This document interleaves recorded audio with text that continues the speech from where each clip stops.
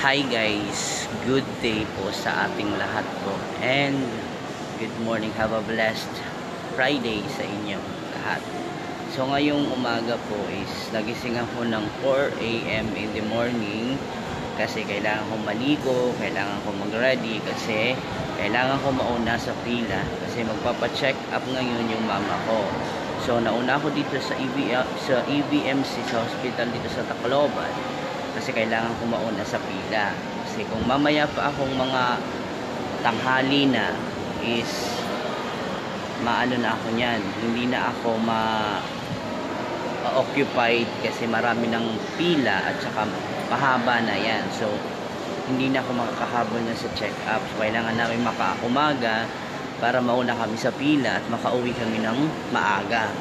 So ngayon is pinauna ko ng mama ko dito sa hospital and okay naman kasi pagdating ko dito ng 5 AM kasi 6 AM mag-o-open yung yung OPD dito na sa pagche-check up ng ni mama. So pagdating ko dito is thanks God sarado pa, nagantay na lang ako magbukas and eventually na aantayin ko na lang silang mag-open.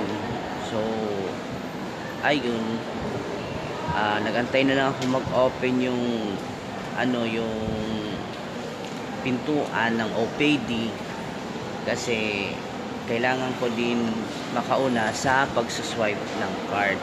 So guys, yung pag-swipe nila ng card is ito yung isi-swipe mo doon. Ganito yung itsura. Ganyan. Ito. So, tayo balahip yung mga boto. Ito yung isa-swipe mo sa baba, sa first floor. Kasi dito kami ngayon sa third floor. So, ako pa lang nandito. Ayan, wala pa. Meron na doon. Ayan, meron na doon. Kasi medyo kailangan mauna nga talaga kasi marami-rami ito mamaya pagtanghali na. So, first floor is magsuswipe ka muna ng card and katapos mo mag-swipe bago na yung nila dito, yung policy ng EVMC is katapos mo mag-swipe punta ka ng MSWD, kailangan mo magpa-interview kasi nung una pag nagpapa-check up kami, swipe lang at diretso ng kahit saan kang pupuntang clinic at katapos mo doon, alam mo may reseta, doon ka palang magpapa-interview, hihingi ka ng tulong sa tingog at saka sa MSWD, yun doon ka lang pero ngayon is magpapaswipe ka, dadaan ka muna ng MSWD. Sabi ng MSWD pagkatapos ng ma-interview nila after 1 year, doon ulit sila mag-interview, yun. And thanks God natapos ako sa pag-swipe, natapos ako sa MSWD. Ngayon is nandito na, nag-aantay ako dito sa internal clinic. Dito ako nag-aantay ngayon at iantayin ko yung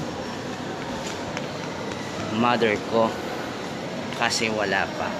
Ngayon is nag-aantay ako dito sa internal, sinulat ko na yung pangalan ng mama and yung hospital number niya para in case tatawagin siya mamaya, at least makakauwi kami ng maaga. So guys, update ko kayo kung andito na yung mama ko. So ayun guys, mag-aantay muna ako dito ng ilang oras.